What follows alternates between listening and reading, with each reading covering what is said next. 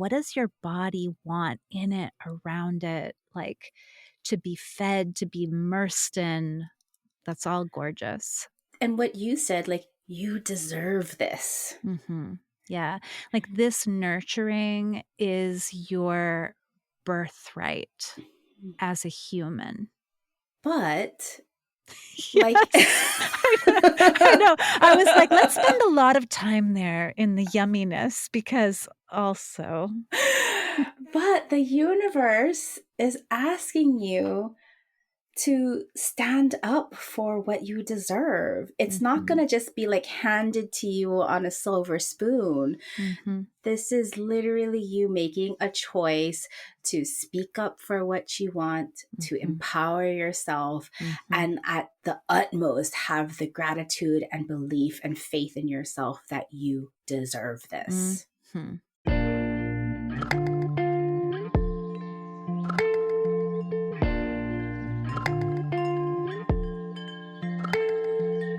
Welcome to Mind Witchery.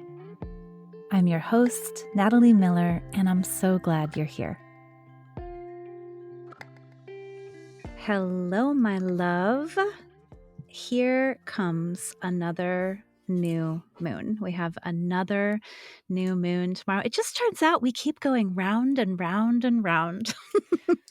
And I'm so excited to have on today a dear friend and like a business bestie. So, Leslie Tagorda, welcome to Mind Witchery. Welcome back to Mind Witchery. I'm so glad you're here.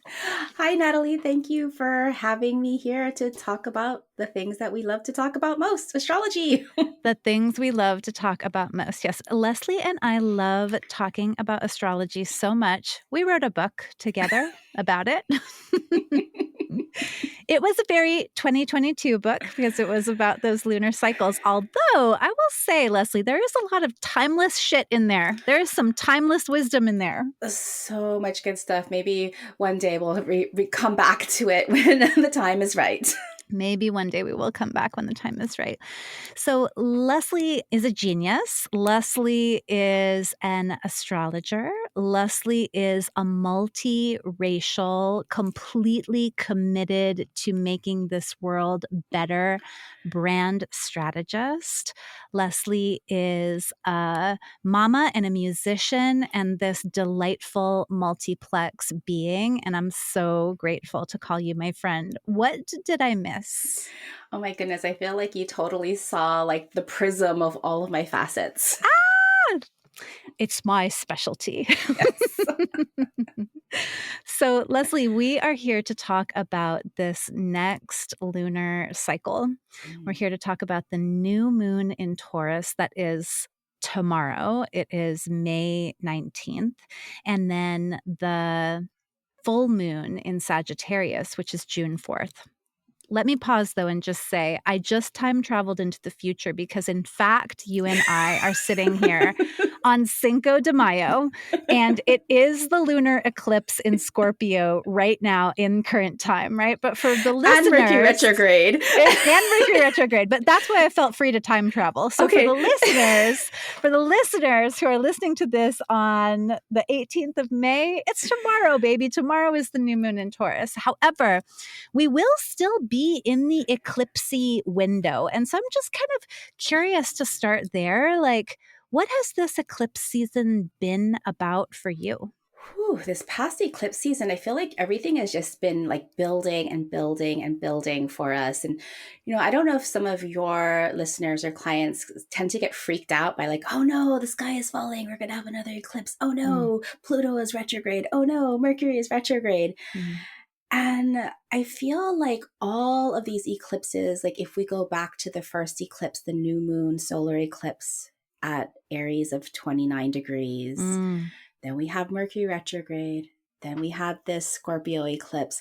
Like all of these were taking us on this like roller coaster ride through making a bet on ourselves, on our best selves, mhm, coming face to face with scarcity mindset. mhm, That Scorpio eclipse, like that total like spiritual detox, like I'm going to be potty mouth a little bit, but like Yeah. feeling that liberation in your body after you've taken like the biggest, most massive dump. The best feeling. The best feeling. Just like, ah, I didn't need Yes. any of that. Did not need any of that Yeah. fear, shame, guilt. So, like, those like three events that are leading us up now to this newest lunation of this Taurus new moon. Mm-hmm. Like, Taurus wants to hoard stuff, right? Can we swear on this podcast? Like, Oh, yeah. Yeah. Yeah. okay, you know, like that Taurus energy, like left unchecked, is like gonna like hoard shit. It's gonna Mm-hmm. overbuy courses, cheap trinkets, Mm-hmm. luxury bags, Mm-hmm. overeat, H&M clothes, H everything. fast fashion, Mm-hmm. right? Mm-hmm. And so we needed all of that purging because we need to make space for what we truly want so Mm-hmm. that we can feel full and satisfied. And this is something that I really like learned from you, Natalie, that idea of plentitude, Mm. satisfaction. Mm-hmm. So now we get this new moon in Taurus tomorrow as we time travel Mm-hmm. to May 19th. And we get to say, what do I want? Mm-hmm. What What makes do me feel I good? want? Yeah. And we have Jupiter arriving in Oh. Taurus. It's like the new moon is happening and Jupiter like knocks on the door, is like, hello, I'm here. What do you make of that? Let's go big. At the time of this Taurus new moon, we have Jupiter, North Node, Mercury, Uranus, and both luminaries all in Taurus. Mm-hmm. So it's like a Taurus party. Mm-hmm. What do you want that makes you feel so good in your body? What feels good on your body? What is like that peacefulness? Like, what do you want to eat? What do you want to Mm-hmm. put in your body, on your body, around your body? Totally. And then Jupiter is like, go big, Yeah. take up And space. totally. And also we have Venus in Cancer. So Venus is ruling the moon. Venus is in Cancer and Venus is like, no, really, baby. Yeah. You deserve it. You need it. Like nurture, love. That's what I'm getting. Do you agree with this Oh, vibe? totally. Because if you think of like Cancer, right, the divine mother, and Venus in Cancer, she is inviting you into her opulent home Mm-hmm. and, you know, putting the fuzziest, warmest slippers on your feet and Mm-hmm. sitting you around her kitchen table so that we can connect and welcome you. Mm-hmm. What is like Venus and Cancer going to feed you? It's not going to be like a crudité plate. It's just going Nope. to be like, want some ice cream? Right. Totally. Totally. Yeah. I have a great friend who does Taurus and she has a ton of Taurus, a ton of Cancer in her chart. And her home is just, I can't even describe. It's like every dish is so pleasant. Like every mug is a joy to hold. Every window has like a little plant and then a little rose quartz. It's like it's so beautiful and opulent, but not in a Trumpy way, right? It's Oh, like blah, right. It's blah. like deeply gorgeous, deeply sweet and like Oh my of the goodness. earth comforting. I can imagine that her house also smells like just like fresh peonies, like the slightest waft of peonies from like a Mhm. very expensive like room Mhm. freshener, not Yeah. the cheapy room freshener, like the stuff that comes from Yeah. Europe. Yeah. It's like her towels are really fluffy. Maria Cristina, if you are listening to this, you already know this, but like her towels are fluffy and you smell them and you're like, what possible detergent makes it smell like ever so slightly perfumed, but also like it's been dried in the sun? It's Ooh. just like it Can we was. go to her house? We all wanna go to her house. We all wanna go to her house. Okay, so that was a nice luxurious sidebar of the yumminess of this lunation. Yeah. All this Taurus energy ruled by a Venus in Cancer. I love this, like, what does your body want in it, around it? Like, to be fed, to be immersed in. That's all gorgeous. And what you said, like You deserve this. Mm-hmm. Yeah. Like this nurturing is your birthright as a human. But like Yes. I know. I was like, let's spend a lot of time there in the yumminess because also. but the universe is asking you to stand up for what you deserve. It's not going Mhm, to just be like handed to you on a silver spoon. mhm, This is literally you making a choice to speak up for what you want, to mhm, empower yourself, mhm, and at the utmost have the gratitude and belief and faith in yourself that you deserve this. mhm. Yeah, That's a especially big but. because, right? Especially because Yes. some of the bad boys, some of the some of the some of the tough ones. You're like Na relaxing your I know, shoulders. I'm like, let me stretch. Some of the tough ones, namely our friends Mars and Yep. Pluto, Yep. are also having a conversation in Yeah. this lunation. They're facing off with each Mhm. other. Now, I feel like both you and I like to play with sharp objects, Yeah. Yeah, so to say, because we trust ourselves, right. I'm right? like, "Dear podcast producer, there's our audiogram right there. I think you and I both like to play with sharp objects." We do indeed, right? Because we like to cut away shit that's not working. Yeah. And if your knife isn't sharp, it's not going to cut. Totally. 100%. If you wanna cook, you're gonna need a knife, and it's gonna need to be sharp. A good knife. Yeah, a good knife, yeah. Alright, so we have some. We have some Yeah. knives. We have some knives. So, astrologically speaking, for those astro techies out there, we have what is called a T square. Mhm. And you can visualize a T square as like a right angle square, like a half of a right angle triangle, half of a square.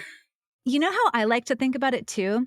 I love to think about squares and T-squares as like a four-way intersection, where Hmm. it's like 3 cars are pulling up at the exact same time, and they have to spend a minute going, "Okay, who's The right of going?" way. Yeah. It's like they all have to kind of look at each other.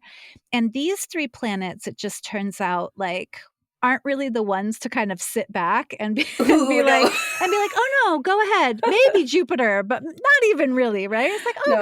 go ahead." No, like, these guys are all, like, really wanting to go. So, what do you make of the kind of really the part of the opposition that is Mars at the anaretic degree of Cancer, the very last 29 degrees of Cancer, opposing our still brand new in Aquarius, Pluto? Pluto. Yeah. Yeah, what do you make of that, Ooh, Leslie? this is fight energy. Mhm, This is face off energy. mhm, We don't have to be afraid if we understand what they're fighting for, mhm, right? And ultimately, to me, at least when I see oppositions and these squares, natally, or even just in a chart, there's so much energy, there's so much activation, and it pushes us. Like we need these squares, these oppositions to have the momentum to drive things forward. And a square is always asking you to make a choice. mhm. I love that. Like I don't believe it's integration, it's a choice, a Yeah, decision. it's a choice, it's a decision. It is definitely the, like, to continue, the potty mouth, shit or get off the pot, Don't be like sitting there reading your phone. like, are we doing this or not?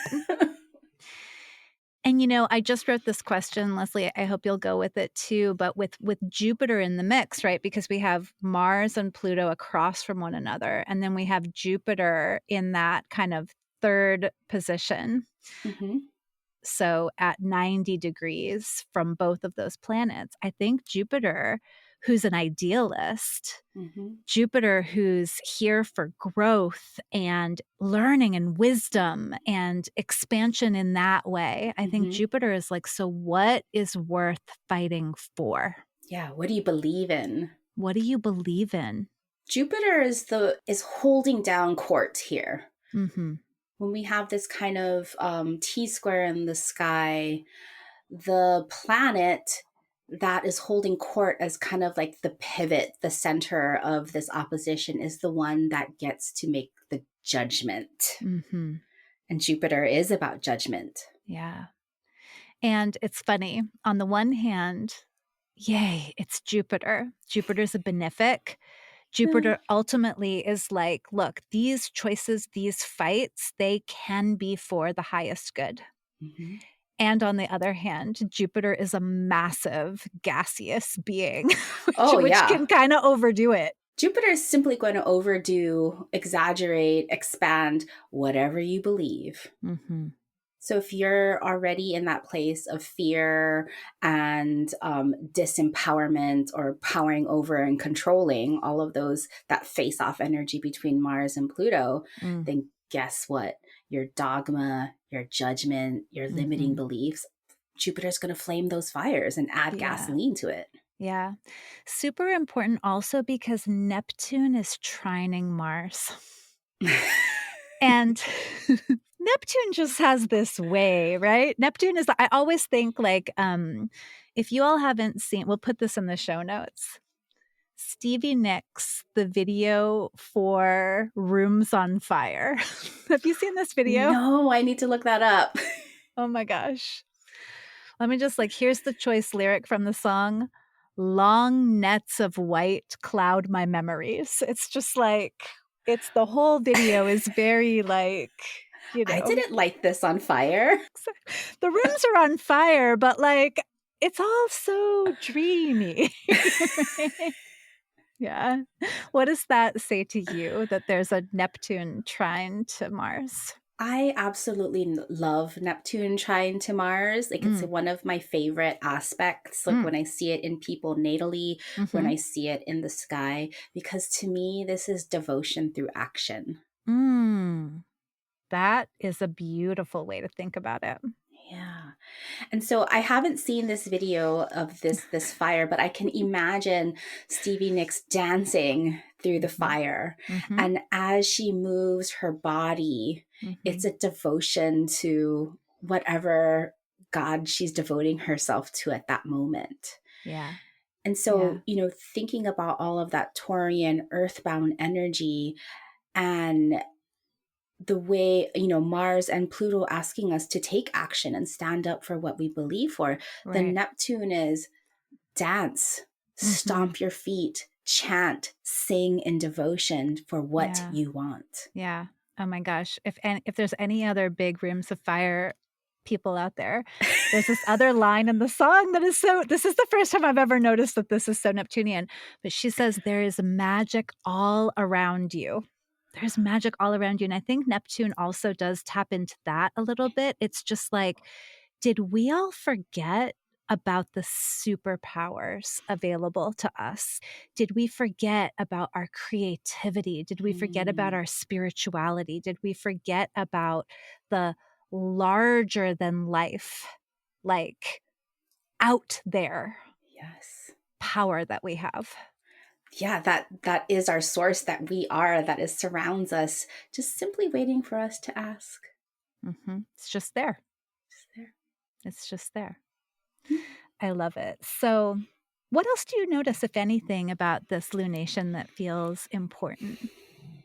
So Pluto to me is just over the course of May and into June, anytime a planet enters any of our fixed signs, Mhm, Leo, Aquarius, Scorpio, and mhm, Taurus, or anytime a planet enters an air sign, Libra, Aquarius, mhm. Gemini, that Pluto hanging out right there is going to say, die and be reborn. Like, here we Yeah. are. So, Pluto holding court at that very beginning degree, and that Taurian energy getting ready to enter Gemini Mm, feels like just this big revelation and understanding. yeah.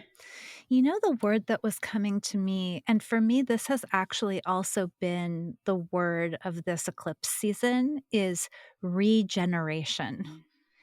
Uranus now is in the middle of Taurus, and Uranus has been there for a while, Yep. still going to be there for a while. Yep. But these eclipses finally are like, can we get this Uranian thing kind of like there's a little spark. We're lighting a little bit of fire. We're lighting up that Uranus and Taurus. And not incidentally, like the financial collapse everyone was promising. We were like, oh, maybe that's not going to happen. Actually, right? Oh So, gosh. not to be doom and gloom, but that was kind of the thought when Uranus came into Taurus. Is people were like, let's really look at like food systems. Let's look at the financial systems. Like, Oh yeah. let's look at the ways we support ourselves in this world. And of course, we've seen tons of challenges Yeah. on that front since Uranus has been here. But you actually taught me this, Leslie, is like when we think about revolution, it's not necessarily only a going forward. It can also be a going back, right? So regeneration can be tapping back into what we want. It could be tapping back into our purpose. It can be tapping back into who we were before that job, before that relationship, before that thing happened. So that regeneration and remembering that, like, as we go around and round, every single one of us, we are programmed to regenerate. Like, that is in our cellular structure. Yes. And it's in our ability to be on this planet too, in a regenerative way. I think that's one of the reasons why I love astrology so much Mm. is because it shows us all of those different cycles, Mm-hmm. right? Our annual cycles with the sun, Yeah. our daily cycles with the moon, our life cycles with the outer planets. Like all of these reminds us that even when we go back, we're coming back in a different way. We can still update. And thinking about like Uranus and Taurus from a global perspective, not just finances, but also about rematriating the land and caring for the land and Mm-hmm. restoring old ways of like land conservation, like Mm-hmm. indigenous knowledge and wisdom. And it also is about resources as commerce. Mm. And I think, at least as I see it going forward over the next few years, we're going to be seeing commerce really changing a lot to like energy, like just like the power that powers us. The power that powers us. I mean, we've noticed if you're following what's the Russia's war on Ukraine, energy is a huge part of that. Yeah. And like the domestic attacks on like energy grids and things like that. Mm-hmm. We don't need to go like deep, dark gloom and doom, but these are some of the things that as like Uranus is finishing up in Taurus, as Pluto vacillates between Capricorn and Aquarius over the next couple of years, we're going to see more and more of that. But we need to go through this. Yes, totally. So as above, so below, as on the planet, so in you. I think for me, the question here is like, what do you want to revive and regenerate? Like, it's time. It's time. It's been time. Yes. It's been time. So what is that for you? And then what's the first step? What's the first step toward that? Well, if we ask the first step with this Taurus new moon, it's starting with your body. Yeah. See how our questions went in a nice little circle there. I always Thank you like for it. bringing us back, Natalie. I love it. I love it so much. Okay, so this is actually there's a ton of power in it, but I love this. I love this new moon. Oh, me too. Yeah. It feels wonderful. It feels like it doesn't have to be scary with that Mars and Pluto. Like, of course, as we get up to this new moon and the following days, like when you're out on the road, be aware Mm-hmm. because there's going to be rageaholics that are triggered by this, and that Mm-hmm. is not you. Mm-hmm. So just be Mm-hmm. conscious, aware, keep your eyes open. Mm-hmm. Yeah. And honestly, stay home. Yeah. like stay home. Make yourself just the fluffiest little nest with the nicest mugs and buy some fancy detergent to wash your towels in. Like, Yes. yeah, like that's okay. And cheese. I'm going to buy That's cheese. okay. Yeah, and cheese. Yeah. Okay, good. Good. I mean, really, like, what I just said is kind of like an answer to any moment, so just bookmark that. Yes. Okay, so let's move on to this full moon in Sagittarius. So Mhm. the full moon in Sagittarius, it is on June 3rd slash 4th because it's June 3rd at 11:42 p.m. Eastern time. So it'll be that evening time on the west side of the eastern coast. Leslie's out in California, so she'll Mhm. have one that is right at the kids' bedtime. And then Yes. exactly. And then over the Atlantic and east, it'll be on June 4th. So this full moon in Sagittarius, this means that our sun is in Gemini, pretty much smack dab in the middle, and the Mhm. moon is in Sagittarius, pretty much smack dab in the middle, 13 degrees. What calls out to you as most interesting about this moon to start with, Leslie? Well, the sun, like, so the opposition of like the Gemini Sagittarius, like they're almost out in left field. There's nothing really happening in the sky in these like little corners of the sky. Mhm. And if we think about the sun ruled by Mercury, Mhm. Mercury has finally left the shadow zone of that Taurus retrograde period. And has found a new best friend. Uranus! I always love, when I took astrology courses, lessons, like learning how to do it with Austin Coppock. He was like, "Yeah, you wanna think about a conjunction as like they're sharing a bunk bed."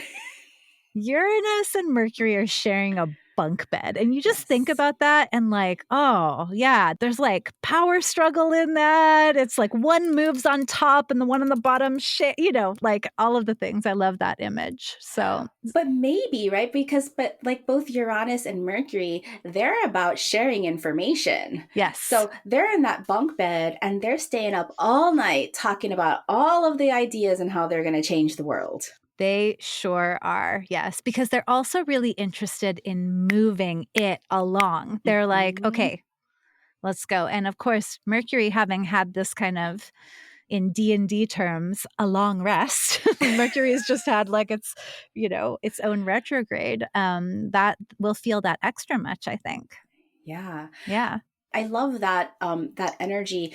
And there's this kind of quintessential connection that kinkunks with Saturn. Mm. I think as I've been kind of like softening my own personal hustle, Mhm.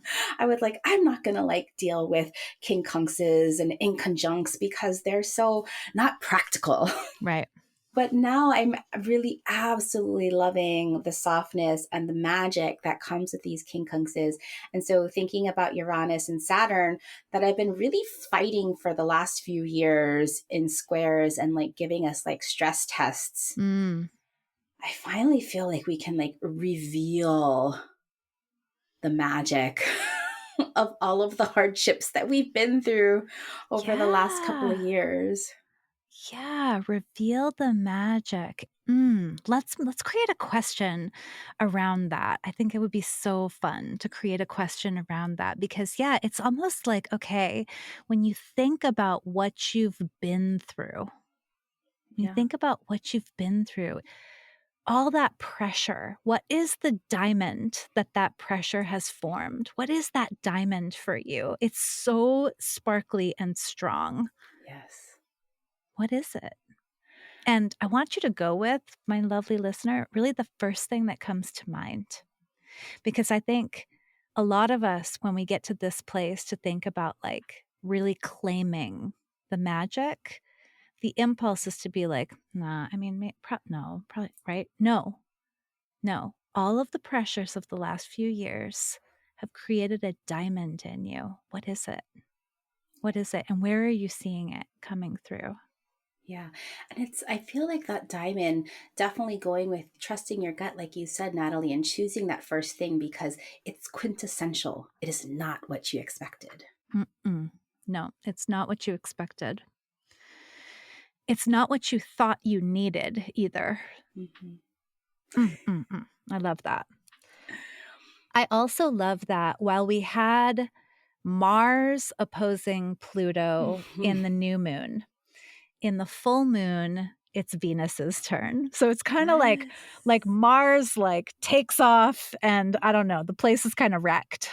Yeah. and then and then Venus kind of passes through. How do you see that, especially since it's happening really it's the same aspect. It's just happening at the full moon instead of at the new moon. Yeah, 2 weeks later, Venus comes through and she's still in Cancer, and so Mhm. her beautiful opulence and comfy coziness and belonging with Pluto. I love Pluto so much. I'm like, what, how is this really going to show up? I just imagine this like being so certain of who you are and who you're here to connect with and Mhm. what is absolutely home for you, that there's never a question. Yeah. And, if you think about it in that earlier lunation, what's worth fighting for? What are you going to stand up for? And when you do that, the people with whom you are supposed to connect, they'll be standing there too. Just look Yes. around. There they Yes. are, Yes. right? But if you don't stand up, you won't be able to see them. So you got to Yes. stand up. I love that vision, Natalie. You're so good. That all of your people, that Venus, her power to attract the people and the resources that you need. So once you decide to stand up and fight for something, your people will come. Yeah.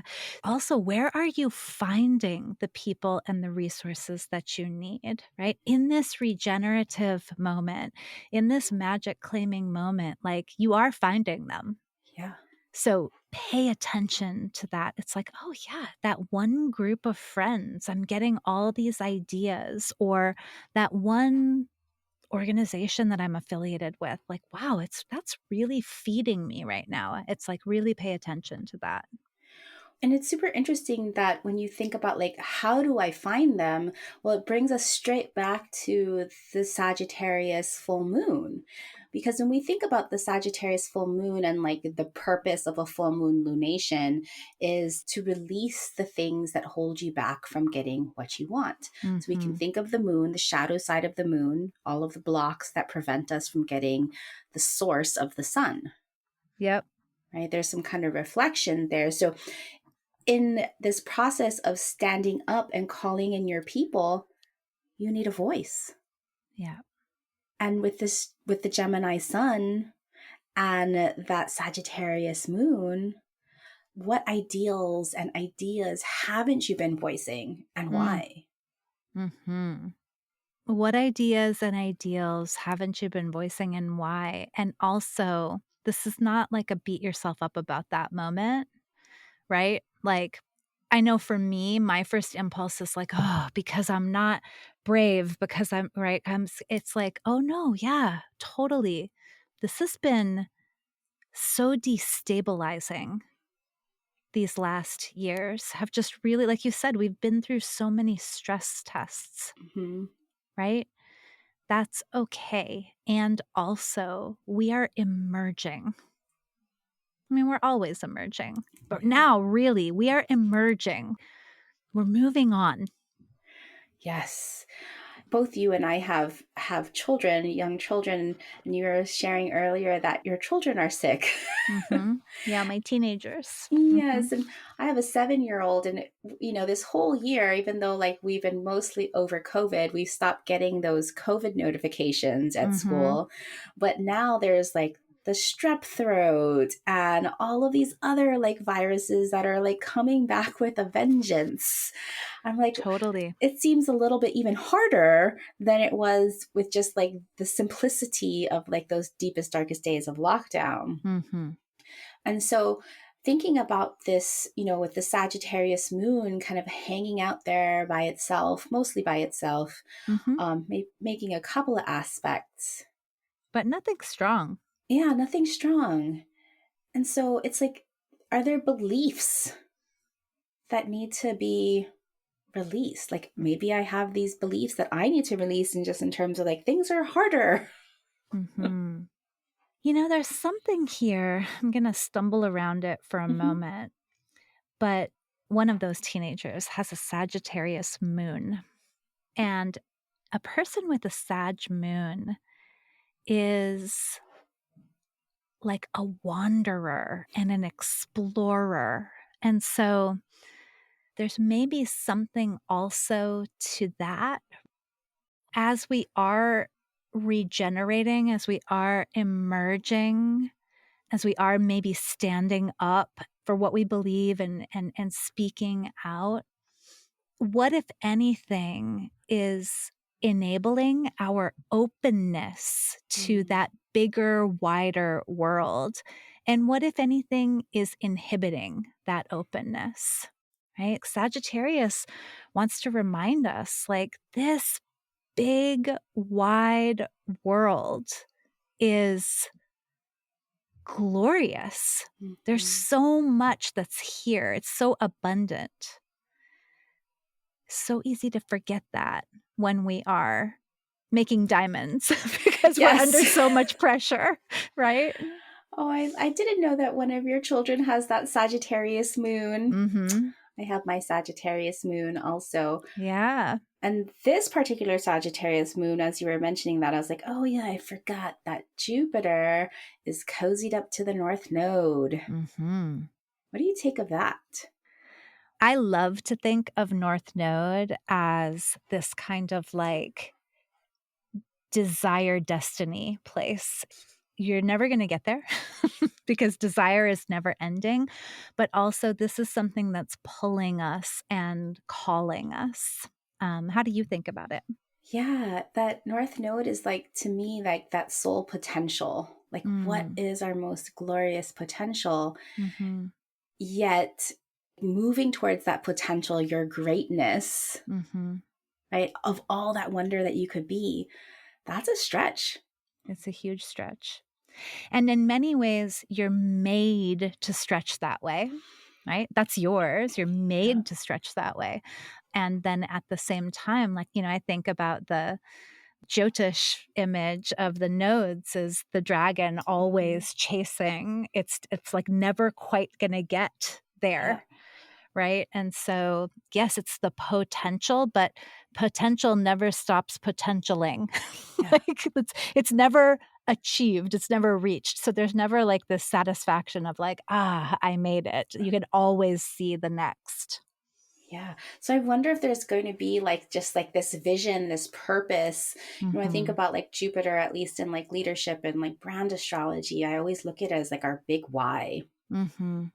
What is our purpose here and now? Mhm. And so maybe your purpose has changed. Mm. Yeah. Maybe your purpose has changed and maybe, right, it's changed because of both all that pressure that new diamond that you have that you got through all that stress of the last 3 years. Hmm. And maybe it's also changed because now you can see things that you couldn't see before. Yes. You can see possibilities, you can see problems. All those dots are connected. Yeah. Sagittarius loves connecting those dots. Yes.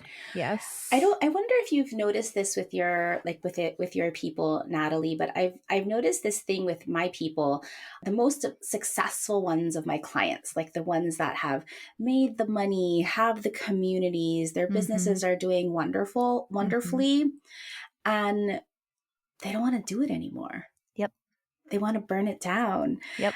Not burn it down completely because, well, they still have to make money, but they want to Mhm. shift their priorities and their goals to doing things for Mhm. themselves. Mhm.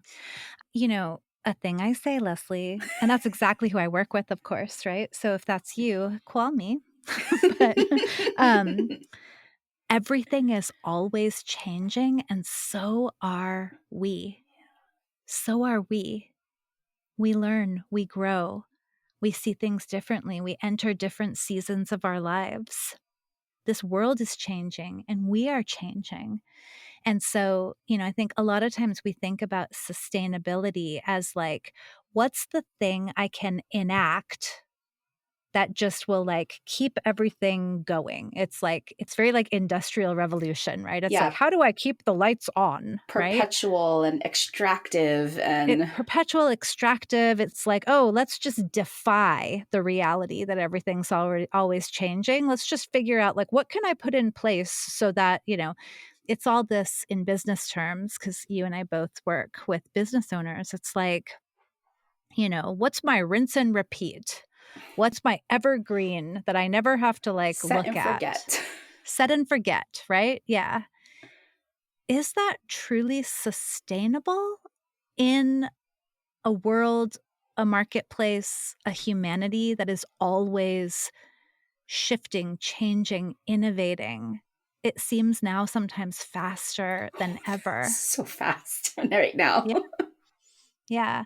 Maybe sustainability is actually more like what we saw with native peoples who move around, who Yeah. follow resources, who I just read this line in a book that was like looking for abundance and honoring abundance rather than trying to outrun scarcity.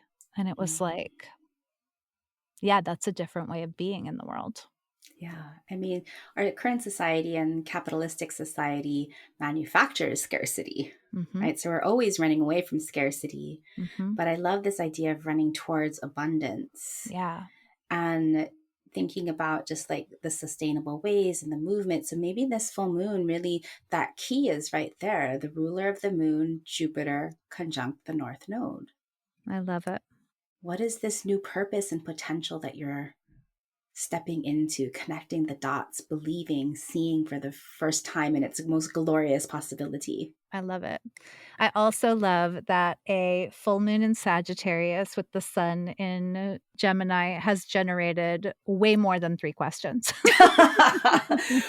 One last thing about this, there's more and more because There's more. remember Neptune was playing with that new moon and Mars, Mhm. and now it's playing with Venus. Now it's playing with Venus. Yeah. So it's like the rooms aren't on fire. No.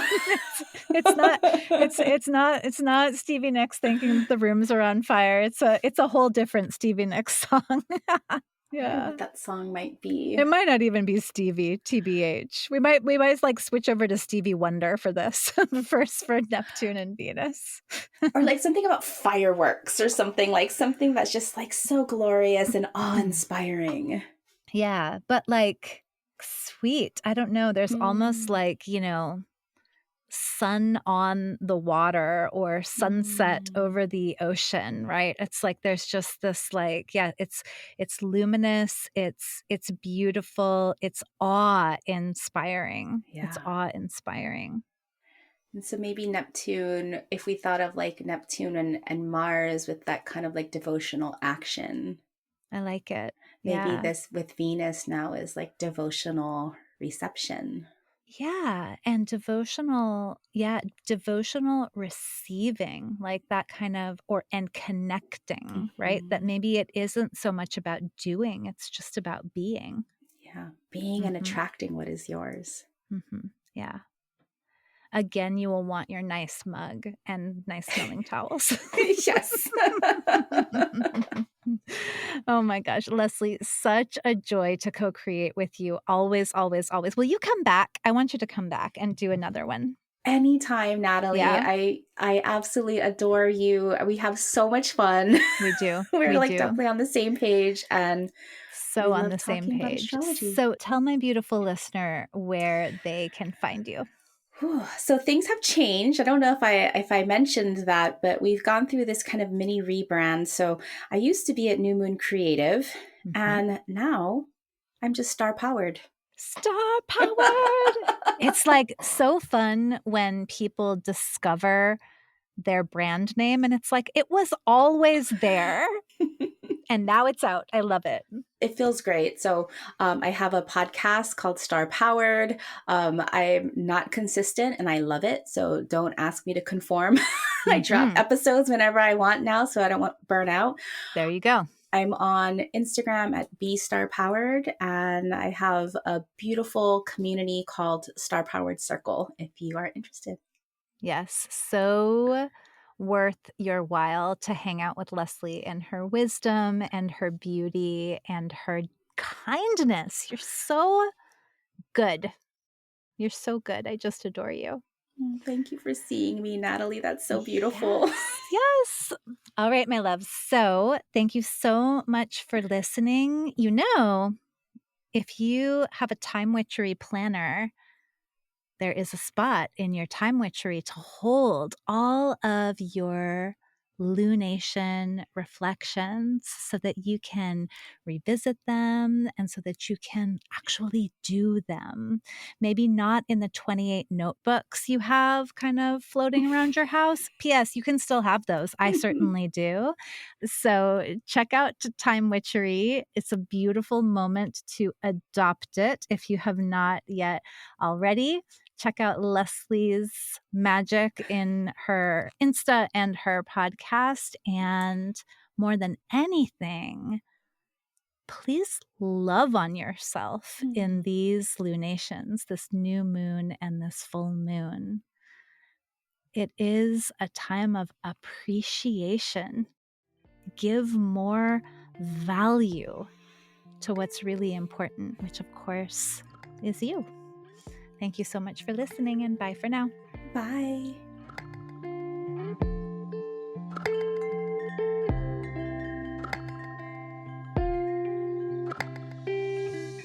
Thank you for listening to this episode of Mind Witchery. To catch all the magic I'm offering, please subscribe to the show. Or if you want a little bit of weekly witchiness in your inbox, sign up for my Sunday letter at mindwitchery.com. If today's episode made you think of a friend or loved one, your sister, your neighbor, please tell them about it. We need more magic makers in this troubled world. Like all good things, this podcast is co-created by stellar people. Our music is by fabulous DJ, artist, and producer Shammy D.